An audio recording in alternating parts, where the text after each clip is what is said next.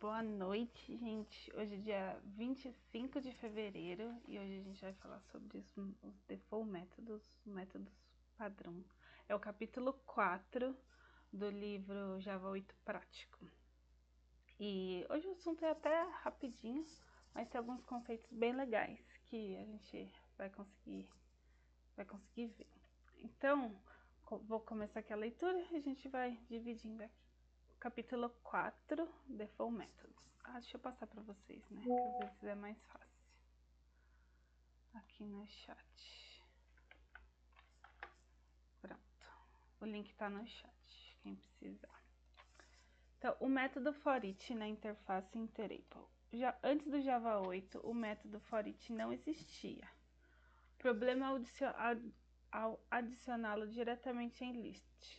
Todas as classes que implementam list teriam que redefini-lo, e bibliotecas como Hibernate poderiam quebrar, gerando no such método erro. É que aqui é quando eles não encontram o método, né? Porque imagina o seguinte, se ele coloca na list, todo mundo que tem ali implementando a list vai dar erro, porque vai ser obrigado a implementar o método de alguma forma, então se procurou não fazer isso. E ainda bem, né? Porque se eu quebrar os sistemas já existentes ia dar ruim. O Java 8 introduz métodos default em interfaces, permitindo que métodos tenham implementação dentro da própria interface. Isso aqui é muito doido, né? A gente pensar, porque sempre quando a gente pensa em interface, a gente está pensando em assinatura dos métodos. Então a gente está pensando em algo que não tem uma instância, que não tem uma forma de ser feito, né? Porque a gente pensa em interface, a gente está pensando só nas assinaturas do método. Mas é isso que ele está fazendo, né? Então esses default métodos são os métodos padrão, né? Os métodos default que a gente pode ter dentro de uma interface e a gente pode implementar esse método, que é bem diferente do que a gente está acostumado, né? O método FOREACH foi adicionado na interface Interable, que é a mãe de collection e consequentemente de list. Aqui eu ia pegar aquele nosso... Deixa eu ver se ainda consigo achar. Esse aqui serve. Só pra gente dar uma olhadinha aqui, deixa eu ver se tem. Aqui, ó, a hierarquia. A gente tem a... Consigo abrir? Não. Esse aqui acho que dá pra ver, né? A gente tem a collection, que é a nossa interface mãe, a nossa interface maior. E aí a gente tem a list. E a gente tem as implementações, né? E aqui o Interable, ele fica acima da collection. Então é por isso... Deixa eu abrir aqui. Não, Mas eu não tinha costume de usar. Sempre fazia o for, né? O for each. sim. Escrito mesmo, né? Uhum. Mas tem nas coleções, tem nos collect. E eu não usava. É mais difícil, né, da gente lembrar. Ó, o for each, então, ele fica aqui, ó, dentro da interface Interable. E olha que interessante, né? Porque a gente tem aqui, ó, ela é uma interface. E mesmo assim, a gente tem esse método que ele tem uma implementação. Mas vamos seguir aqui que tem mais coisas sobre isso. Então, tá aqui, ó. O método for each foi antes que eu já li, né? Então, aqui é o método que tem, né? Que a gente acabou de ver. Então, ele faz tá vendo se tem alguma coisa e aí ele tem um for aqui dentro. Então, o for each, se a gente for pensar, ele nada mais é do que um for. Só que ele faz de um jeito que para nós fica um pouco transparente, né? O que ele tá fazendo. Ele nos dá mais flexibilidade, né? Como a ArrayList implementa list, ele automaticamente herda de for each. O método recebe um objeto da interface funcional consumer que tem um método accept. O exemplo com lambda. Então a gente tem aqui, ó, um exemplo de usuários.forEach, o lambda systemout.println, o .getNome. Então a gente vai dar uma olhadinha aqui, só pra gente dar uma olhada.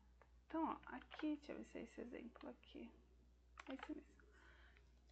A gente tem aqui 3 usuários, uma classe de usuário, que essa classe de usuário, vamos dar uma olhadinha nela, né? Tem de atributo tem nome e pontos, tem um construtor, um get e um toString, que é pra gente conseguir printar a nossa classe. Então a gente tem 3 usuários, então a gente está dando um array list e adicionando os nossos 3 usuários.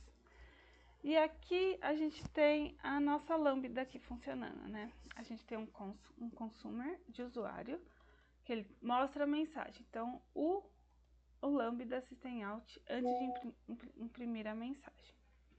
E a gente tem aqui, ó, um outro consumer, usuário, imprime nome, o systemout, o .getNome. Parece estranho, né? Mas vamos ver o que ele está fazendo. Dá para atribuir a função antes de fazer dentro ali, né, do método, por exemplo, for each. Sim, dá para atribuir. Nunca tinha visto assim, diferente. E aqui é um exemplo, gente, que eu acho que é mais para frente, mas a gente já vai ver ele. Deixa eu ver aqui. Então, é esse daqui. A interface consumer não tem só um método. Isso é muito doido, né? Uma interface funcional possui apenas um método abstrato. Isso a gente viu, né, também. Que para uma interface ser uma interface funcional, ela tem que ter somente um método abstrato. Mas ela... Oi? Pois é, fiquei intrigada com o enunciado disso. Como assim? Dá para ter mais de um método? Tô curiosa. É, também tive essa mesma questão, né? Mas ele está explicando aqui, ó. Pode conter métodos default desde que tenha apenas um método abstrato. Então, a gente pode ter lá 5, 6, 10 métodos default, que são os métodos que têm implementação nessa interface, mas a interface ela pode ser uma interface funcional desde que ela tenha somente um método abstrato, ou seja, um método que sem implementação. Eu posso ter 10 métodos com implementação. Oi? Que é um método abstrato? Um método abstrato é aquele que não tem uma implementação. Então, ó, por exemplo, a gente tem aqui, ó, no Interable, esse daqui a gente tem uma implementação. A gente está dizendo como que esse método vai funcionar. E o método abstrato, deixa eu pegar se eu vejo um aqui. É esse, ó, tá vendo que ele não, quer dizer, não, ele tem implementação aqui.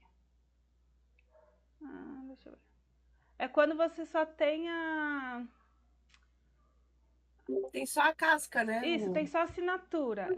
Se eu tivesse só Assina- isso daqui, ó, com ponto e vírgula aqui, ele seria um método abstrato, porque ele não tem a implementação. Ah, entendi. Deu para entender? Eu acho que eu Sim, peguei ele mais não ou menos. estaria ali, né? No caso, explicando dentro ali o que ele faz, né? Isso, exatamente. Quando não tem a implementação, né? Quando não está dizendo como que ele vai funcionar, ele é um abstrato. Ficou mais claro? Não, o nome abstrato já diz, né, um pouco assim, abstrai. É para, É, tipo, só tem a casca ali, não tem implementação. É uma interface normal, que nem a gente às vezes vê, faz, né, quando faz uma interface, só faz a assinatura do método, né? E quando a gente vai implementar, implementos lá e a gente coloca, né? Mas nesse caso é só né, só um que vai ter, né, não consumer, né? E pode ter vários default, então vários métodos default que seria com implementação, só que só um abstrato. Entendi. isso aí. Bom, a anotação funcional interface pode ser usada para indicar uma interface que segue essa regra. Então, é isso aí, Gi, que você falou. Pode ter 1 zilhão de métodos que tem implementação, desde que ele tenha um abstrato, ele pode ser um método, uma interface funcional mesmo assim. Interessante isso, né? A interface consumer é uma interface funcional do pacote java.util.function e possui um método abstrato accepted. Ó, vamos dar uma olhadinha, né?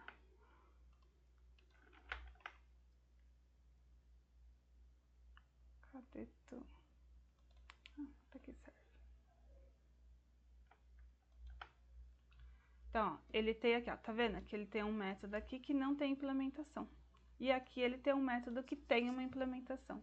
Esse daqui é o método abstrato da nossa interface funcional.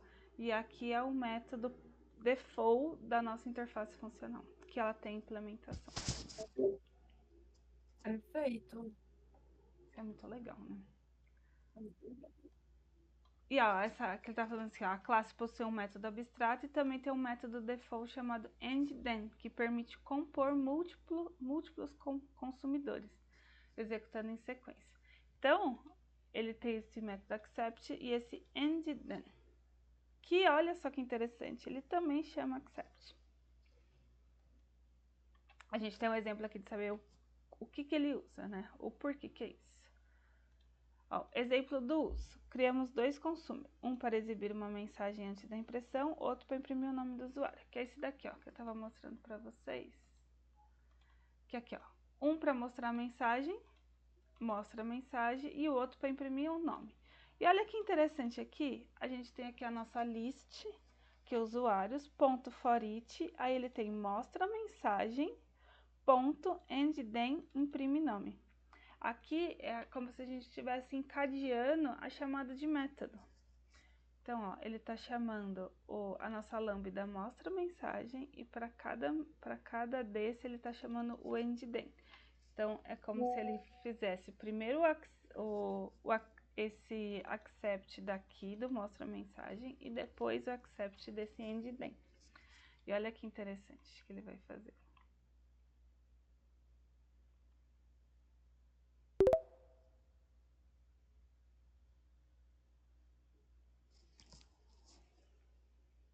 Tá dando build aqui, ó.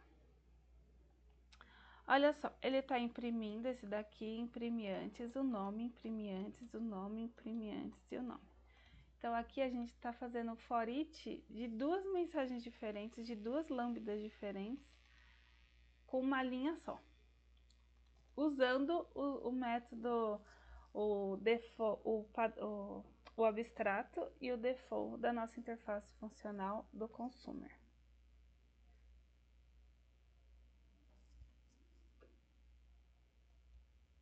Deixa eu ver.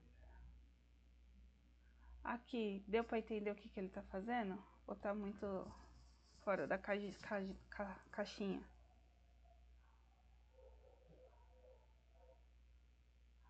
O and then é depois, para executar depois, né? É, e depois? E então, né? Então, imprime ou faz alguma outra coisa depois da função abstrata, né? Isso aí, exatamente. Aí, ó, podemos criar implementações reutilizáveis de consumer. Exemplo, um consumer auditor que registra logs pode ser usado isoladamente ou combinado com endThen. Essa abordagem se assemelha ao padrão decorator, permitindo a composição dinâmica dos componentes. Coloquei aqui um lembrete, porque eu também não lembrava o que era isso, né? O padrão decorator é um padrão de projeto estrutural que permite adicionar funcionalidades a um objeto dinamicamente, sem modificar essa estrutura original. Ele encapsula um objeto dentro de outro para estender ou modificar o seu comportamento. Aí tá, olha só. No exemplo com consumer, usamos o método endThen para compor múltiplos comportamentos. Isso é semelhante ao decorator, pois adicionamos novas ações sem modificar o consumer original. O que ele quer dizer aqui? Aqui a gente está adicionando um comportamento, né? Esse endThen, ele é um segundo comportamento. Eu poderia ter aqui, ó, somente esse, ó,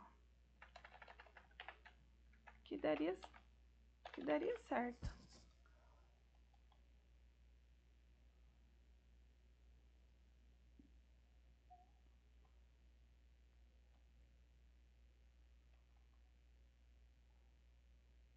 Ó, ele vem esse aqui imprimir, porque é a mensagem, ó, eu poderia ter só isso.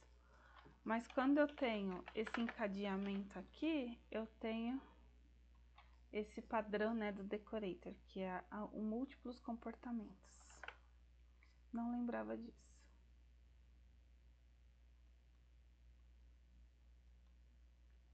aqui a gente tem mais um pouquinho. E aí, fora esse jeito, né, de usar o Lambda, de usar os métodos default que ele trouxe lá no Iterator, que é a interface, que é antes da collection ainda, né, da nossa hierarquia, a gente também tem mais um dentro de collection, que é o remove if. Além do for each... quem pode ler isso daqui, vai? Por favor.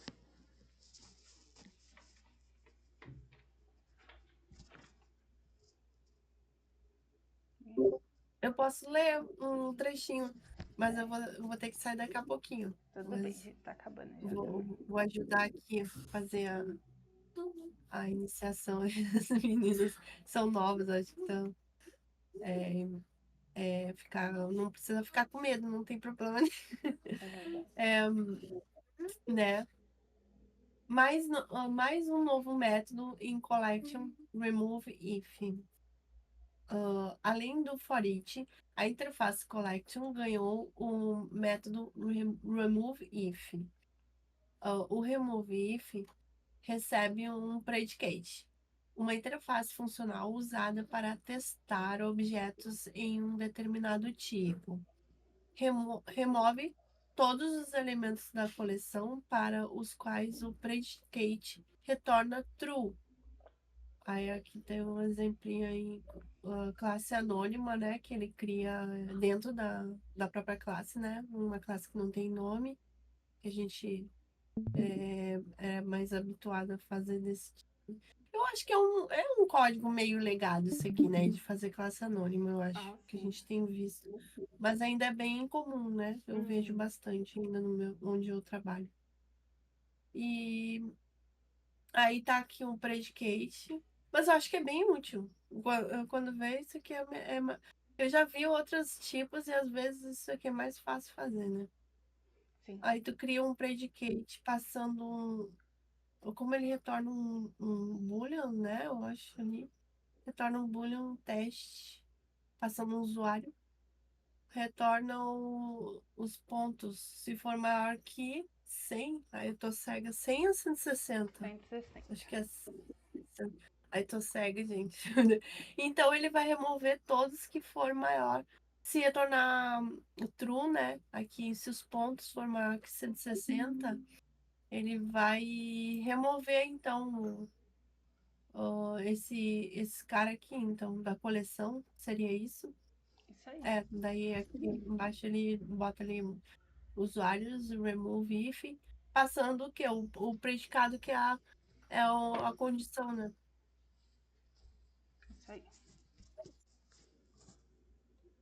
E aí a gente tem alguém falou alguma coisa? Gostei? Não. Não, É, então tá. eu não tô interagindo muito porque eu tô meio que observando que essa parte é meio avançada pra mim. Mas se quiserem, eu leio, não tem problema não.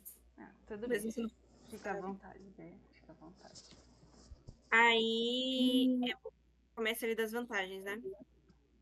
Pode ser, isso. Bom, as vantagens e as restrições de uso de lambdas. As vantagens: código mais enxuto e mais legível. Evita a necessidade de criar classes anônimas verbosas. Restrições: lambdas não podem ser atributos próprios. Não armazenam estados internos. Em alguns casos, o uso de classe anônima pode ser necessário. Pode continuar? Pode, desculpa. Outros métodos novos em MAP. MAP também recebeu métodos úteis para simplificar o código. Ah, ali nas vantagens, eu acho que ali outros métodos novos em MAP, eu acho que é outro assunto. Bom, código mais enxuto e mais legível. Vocês querem comentar alguma coisa sobre isso? Vantagens e restrições? Eu vou mostrar aqui pra gente. Olha só. O que ele tá falando, né? Quando a gente tem uma classe anônima, é porque a gente tem uma classe dentro de outra classe que não tem nome. Então, assim, a gente pode ter uma classe dentro da outra. Que ela tenha lá o class usuário, class exemplo. Isso, a gente vai ter duas classes dentro do mesmo arquivo. Mas, às vezes, a gente vai poder usar uma classe que não vai ter nome, que isso que a gente chama de classe anônima.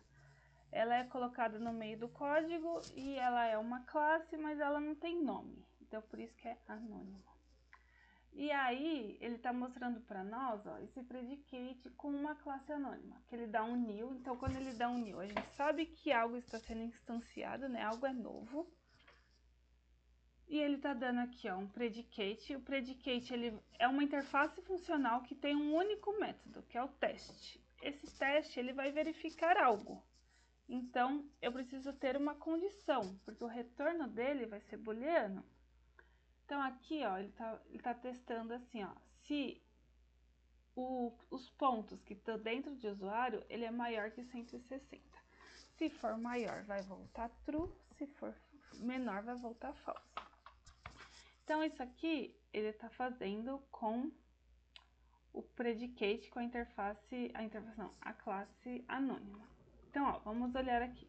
A gente tem 3 usuários, um com 150, um com 120 e um com 190. Então, se a gente está tirando aqueles que são maior do que 160, este daqui não vai printar na tela. Então, a gente tem a nossa interface aqui, a nossa classe anônima, e aqui a gente está usando o nosso predicate, né? Aquilo que a gente criou. Então, a gente tem aqui, ó, usuários, que é a nossa list, ponto remove if predicate. Então, a gente está falando o seguinte, ó, aqui na minha lista usuário, retira todo mundo que tenha os pontos maior que 160. E aí, a gente tem a nossa última linha aqui com um for each para printar. Então, vou rodar aqui para a gente ver.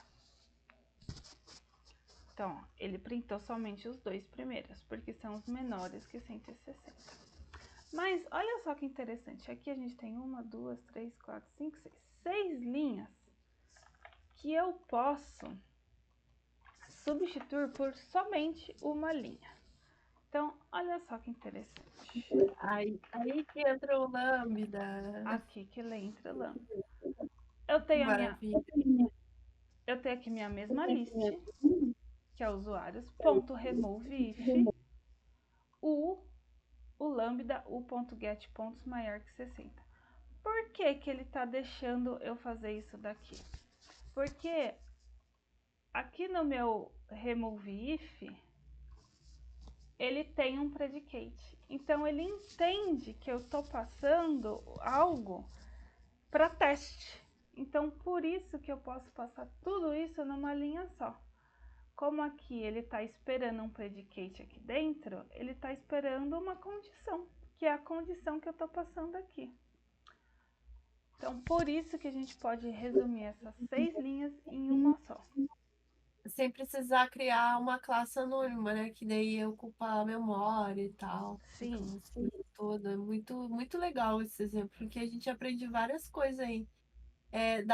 Eu confundia classe anônima, depois que eu vi, com o inner class, que era o que eu tinha comentado antes. Mas geralmente a classe anônima, assim, é para implementar um método, né? Geralmente quando a gente vê é para sobrescrever, né, do override em algum método, alguma coisa. Tu dá um new só para dar um override em algum botão, alguma coisa assim. Sim. Que nem nesse caso aí das functional interface, que provavelmente a gente vai ver mais nessa situação mesmo. Exatamente. E aqui, ó, Calamb dele printou os 2 nomes que são menores que 160. Isso aqui é muito legal, né? Porque a gente vê essa diferença do código, né, da verbosidade em uma linha só. E aqui ele traz, né, que o map, aqui a gente tá falando do list, mas o map também teve alguns métodos que foram adicionados. Foi o compute if present, então se está presente. Compute if absent, se não está. O get or default. E esses métodos reduzem a necessidade de escrever códigos repetitivos para manipular mapas.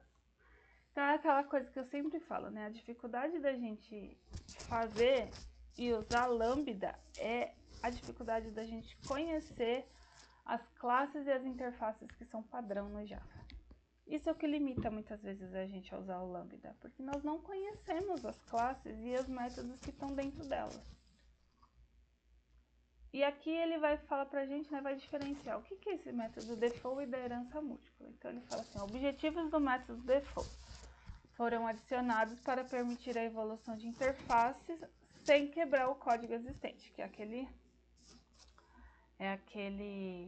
primeiro exemplo, né, que ele falou assim, ele colocou na interface iterable para não quebrar o list. E não foram criados para heranças múltiplas ou missing. Não lembro o que é isso, se traduziu errado ou não, gente. Vou ter que olhar depois.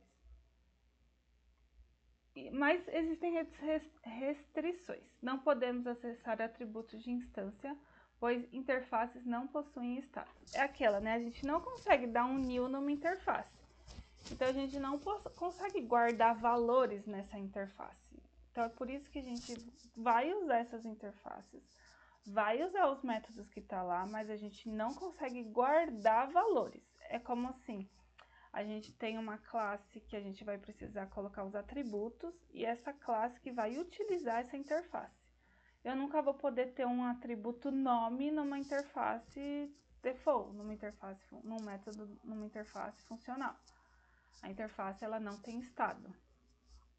Não há herança múltipla real no Java 8, apenas compartilhamento de comportamentos. Que é isso, né, que a gente viu? Ele compartilha de uma interface para outra, de uma classe para outra, mas a gente não consegue ter a herança múltipla, né? Quando a gente dá um extends numa classe, uma herança, sempre é em uma só. Diferente do implements, que é quando a gente está implementando interface, que a gente pode implementar 10. Mas a herança, né, é só uma. Aqui eu tava vendo aqui o mixing. Hum. Ele existe, aqui tá dizendo, eu não conhecia essa palavra também. Mix no Java são uma forma de modificar o código em tempo de execução, adicionando comportamento a classes. Eles são uma ferramenta importante no ecossistema, por exemplo, do Minecraft, que está no exemplo.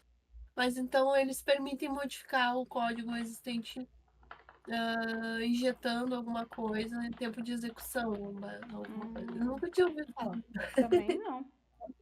Bem Só engraçado. permite modificar o código em tempo de execução. Vou deixar aqui porque a gente não vai lembrar.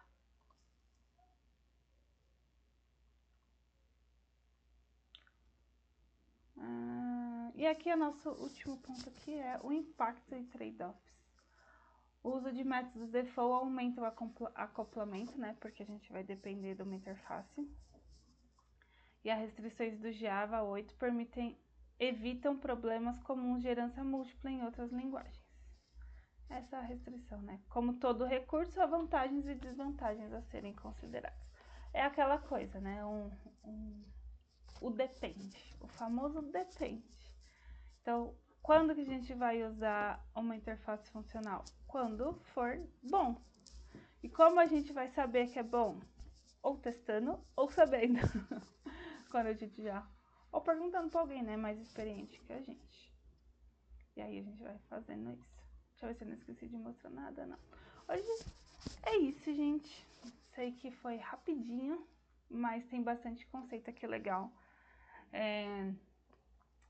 Uma dica, talvez, abrir as interfaces aqui, ó, Predicate, a Consumer. Pede pro ChatGPT dar alguns exercícios para fazer, para usar essas interfaces de um modo que fique gravado na nossa mente. Como já falei e falo de novo, a nossa dificuldade com Lambda é conhecer as classes do Java, não é usar o Lambda em si. Depois que a gente entende como ele funciona, é fácil, é simples, mas conhecer o que a gente pode colocar ali dentro que é mais difícil. Então, quanto mais a gente vai fuçando, a gente vai sabendo o que usar. Exatamente, Marina. Eu tô querendo usar e fazer, né, os refactoring e usar mais, mas tem que conhecer as classes. Tu não vai usar do nada sozinho, né? Exato. Tu vai sempre usar com um método, geralmente. Agora que a gente viu as collections, a gente já viu alguns métodos que dá para usar, bem útil. O Exato. mais comum é o for each, né? E Exato. aí não precisa aquele forite grande. É o mais default que eu já tô vendo. Ih, tem forite. Já dá pra mim colocar numa coleção, já dá pra trocar. Uhum. Tem várias situações, né? E usando os Functional Interface, se não me engano, tem uns 5. Agora eu não sei, mas eu acho que uns 5 ou 6 no Java. Dá para estudar eles separadamente. E a gente vai continuar vendo, eu acho que pra frente aí no livro. Ah, eu acredito Outros. que sim. Acredito que sim. Que ele está separando, né, as coleções apresentando os métodos diferentes nele. Isso é bom. Uhum. Então tá. Gente, por hoje é isso. Obrigada aí pela mudança de horário. Só hoje. E a gente Obrigada, meninas. fala aí. Boa Obrigada, noite. Marina. Qualquer coisa, vocês perguntem lá no grupo depois. Pode deixar. Obrigada. Uma boa Boa noite noite. para vocês. Até mais. Boa noite. Até mais, tchau.